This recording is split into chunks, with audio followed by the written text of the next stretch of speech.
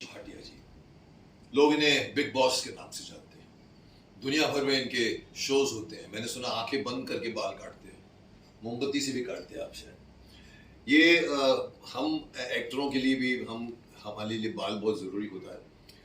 कई लोग मुझसे पूछते हैं आप बाल के लिए क्या करते हैं। मैंने कहा आप मसल्स के लिए बहुत कुछ करते हो, बालों के लिए कुछ नहीं करते। सो ये मेरे साथ जुड़े हुए 10 साल हो गए हैं। मेरे बाल ड्रेस करते हैं, बाल काटते हैं।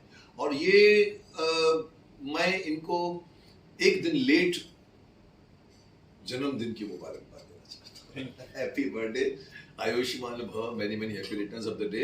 ये आज मेरे यहाँ आए, एक्चुअली कल आने वाले थे, और अगर कल आते तो उसी दिन बर्थडे, उसी दिन बात हो जाती, लेकिन कोई फर्क नहीं पड़ता। मैं समझता हूँ हर दिन जन्मदिन होता है, हर दिन पेरेंट्स डे होता है, हर दिन मदर्स डे होता है। हमने खामखा इनको डिवाइड कर दिया है।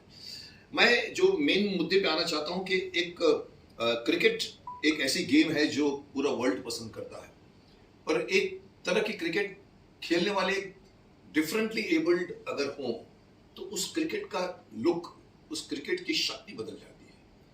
इन्होंने मुझे बताया कि दिव्यांग बच्चों की लोग की टीम है जो इन्होंने 2017 में शायद खरीदी थी, और वो टीम वर्ल्ड कप भी जीती। नहीं, हाँ, वो 2017 में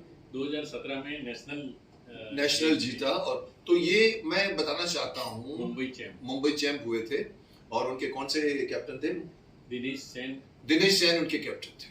तो इन्होंने वो टीम खरीदी थी। इस बार फिर अभी सुना है कि अप्रैल के 15 अप्रैल से 18 अप्रैल तक फिर से होने जा रही है, और ये फिर से टीम लेना चाहते हैं। मैं दिव्यांग बच्चों के लिए खास तौर पे बोलना चाहूँगा कि आप ही लोग हो शक्तिमान हो। मैं हमेशा कहता हूँ कि हम सब तो जिंदगी में काम करते हैं, हमारी पांचों इंद्रियां खुली रहती हैं, हमारे अंग सब ठीक होते हैं। जिसका एक अंग नहीं होता, जिसकी एक इंद्रिया नहीं होती, वो हमारे से ज़्यादा स्ट्रॉन्ग हो जाता है, क्योंकि उसको वो डाइवर्जन नहीं मिलता। जो अंधा होता है उसकी पूरी एनर्जी बचती है। हम अपनी एनर्जी का 60% वेस्ट करते हैं अपनी आंखों के थ्रू। तो मैं उनको हमेशा कहता हूँ कि आप सब लोग जिंदगी जीते हो तो आप तो हमारे से बेटर हो। आप कभी भी अपने आप को कम सर, मैंने बहुत सारे ब्लाइंड पीपल को हेयर कटिंग सिखाया, मसाज करना सिखाया, एक्यूप्रेशर सिखाया, फिजियोथेरेपी सिखाया। वेरी गुड, अच्छा। और गूंगे और बहरे बच्चों को भी मैंने हेयर कटिंग सिखाया। अरे क्या बात। और कभी उनके एक पैसा भी नहीं मिला। अच्छा, पैसा भी नहीं, क्या बात, बहुत अच्छा काम कर रहे हैं आप। और ये बहुत ज़रूरी भी है समाज को भी, इन सभी बच्चों को, इन सभी युवाओं को, इन सभी लोगों को जिन्होंने कुछ एक अंग नहीं होता, जिनको हम दिव्यांग कह के उनका सम्मान करते हैं, लेकिन सिर्फ सहानुभूति मत बरतिए, उनके साथ नॉर्मल बिहेव कीजिए और उन्हें नॉर्मल इंसान की तरह जीने दोगे तो उन्हें और खुशी। ये मतलब जो हमारे एक कास्ट के दिनेश सेन करके, वो भी दिव्यांग है, और उन्होंने मतलब काफ़ी अच्छा ऑल ओवर इंडिया के कैप्टन है। अभी चैंपियनशिप जीत के आए, वर्ल्ड चैंपियनशिप जीत के आए वो। और उन्होंने मुझे सलाह दी कि सर आप इतना ब्लाइंड लोगों के लिए करते हैं, थोड़ा ऐसे बच्चों के लिए भी जो दिव्यांग है और क्रिकेट खेलते हैं। तो मैंने सोचा चलो अपन ये भी ले लेते हैं। टीम आपने ले ली। हाँ, और ये 2017 में लिया आपने, और अभी वापस 2021 की मुंबई चैंप जो है वो मैं। तो ये लोग पूरा नेशनल लेवल पे क्रिकेट, नेशनल लेवल के बच्चे आते हैं, और ऐसे पानीपत में। ये पानीपत में 2017 में थी, अभी चंडीगढ़ में है। कैसे बच्चे आते हैं? मतलब अभी जैसे एक बच्चे का एक हाथ में पैरालिसिस है या पैर में है। अरे क्या, लेकिन आप खेलते हुए देखो तो आंसू आ जाते हैं, क्या एनर्जी लेवल होती है। एक बच्चा आया था आसाम साइड से, और उसके देखा वो इतना लंबे से बस की रात को सफ़र करके आया है, उसको प्रैक्टिस करनी थी एक दिन, और मैं एक दिन पहले ही पहुंच गया था। अजीत वाडेकर जी हमारे साथ कैप्टन हमारे, हाँ, तो वो भी साथ में, उनके सानिध्य में सनज। तो देखा मैंने कि वो बच्चा जूते फटे हुए हैं, और वो बाय द वे वो मेरी टीम का एक बॉलर था।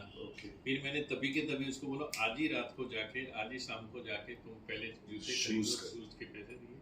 और उस बच्चे ने बहुत अच्छे विकेट लिए और उसने जीताने में काफ़ी योगदान। तो एक तो मोटिवेशन उनको, जो मैं साथ में रहा, मतलब मुझे बाद में दिनेश जी ने कहा कि बाबा हरी सर आप साथ में थे और बच्चे का जो मोटिवेशन दे रहे थे, मॉरल्स बढ़ता उनका, तो बाकी सब ने पैसे दे दिए और टीम ले ली, वो बात अलग होती है। आप खुद हौसला बढ़ा रहे थे, इसलिए शायद आपकी टीम, इसीलिए वो डेफिनेटली परफॉर्मेंस आपका मोटिवेशन से ही बनता है और हमें करना चाहिए जो इन्होंने किया। मैं हमेशा सबको कहता हूँ कि आप उनके साथ आप उनको ये फील कराइए कि आप हम में से एक हैं। माफ करना, कई संस्थाएं बनी हुई हैं, एनजीओज बने हुए हैं जो इन लोगों को केटर भी करते हैं, बट कहीं ना कहीं जो चीज रियलिटी में समाज दे सकता है वो नहीं मिलता उन्हें। जैसे आप कहते हो कि इतना अच्छा लड़का अगर आसाम से आया जिसके पास पहनने के लिए शूज नहीं है, कैन यू इमेजिन? एक हमारे जमाने में गामा पहलवान हुआ करता था, आपने सुना होगा नाम, जिसको राजा पालते थे। उस जमाने में राजा उनकी सारी नीड, क्योंकि उनकी नीड बहुत होती थी खाना भी। अब उस जमाने में सब को, आज के जमाने में क्यों हमारे देश के प्लेयर्स को एनकरेजमेंट नहीं मिलता? हमारे देश में ये सबसे एक छोटी सी, मैं बोलता हूँ एक भूल है जो हमारा देश को सुधारना चाहिए। इसीलिए हम ओलंपिक्स में पहुंचने में इतना लेट हो जाते हैं, क्योंकि हमारे लेवल में जैसे चाइना जैसी कंट्री या अमेरिका जैसी कंट्री, वो बचपन से उनको ले लेते हैं। वहां पर प्लेयरों की कदर होती है। मुझे तो यहाँ तक कहा है कि अगर आप, चाइना वालों का ये है कि अगर आप 12-13 साल में 6 साल में उनको ले लेते हैं, अगर आपने एक गोल्ड मेडल लाया तो आपको जिंदगी भर के लिए पेंशन दिया जाएगा। नहीं, ये मोटिवेशन कौन देगा? हाँ, सरकार को देनी चाहिए या तो हम। बिल्कुल। ये जो दिव्यांग बच्चे हैं वो दिनेश सेन बहुत मेहनत करता है लड़का, ऑल ओवर इंडिया के लिए। और वो यही बोलता है, सर अभी ये साल जब हम लोग विश्व कप जीत के आए उसके बाद में लोग फिर खड़े होते हैं। विश्व जहां जुड़ जाता है, इंडिया के लोगों की आंखें खुल जाती हैं। हमारे यहाँ ये भी है कि हमारी कोई फिल्म अगर बाहर से घूम के आती है हिट, वो भी ऑस्कर अवार्ड मिलता है तो अरे ये फिल्म अच्छी। अरे साहब, हम खुद उनसे महान हैं, हमको विश्व की नहीं चाहिए सर्टिफिकेट, खुद की सहानुभूति दीजिए जो इन्होंने दी। और इन्होंने जो टीम खरीदी, मैं इनकी टीम को भी मुबारकबाद देना चाहूँगा। इनकी ये फिर से जीत जाए। मैं सभी प्लेयर्स को भी मैं शक्तिमान की शक्ति देना चाहूँगा और यही कहूँगा कि आशीष विजयी भव पुत्र विजयी भव, और फिर से जीतो।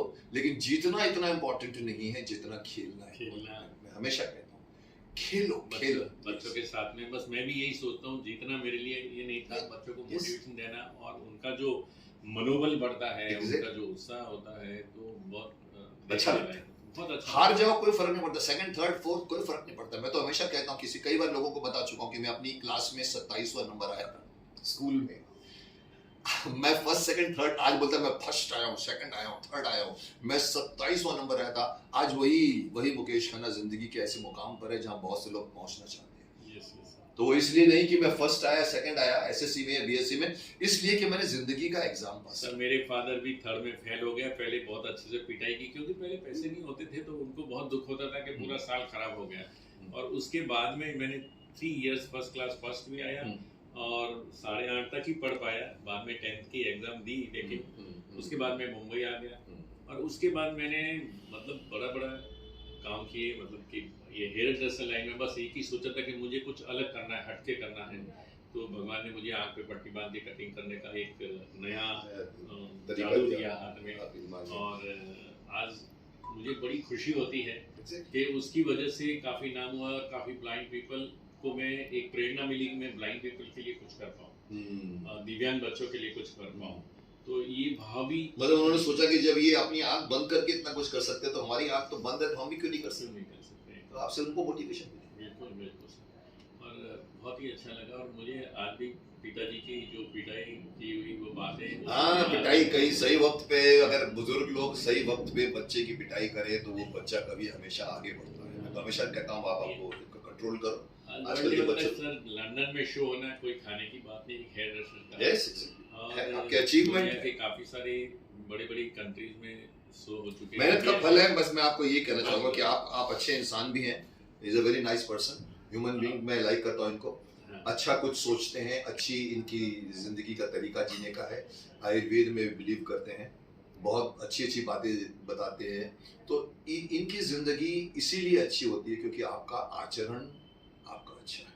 ये इनकी सबसे बड़ी उपलब्धि है। और आप मेरे शो में आए भी थे, हमको अवार्ड देने के लिए आया था। बहुत आपने देखा था, पूरा भरा हुआ।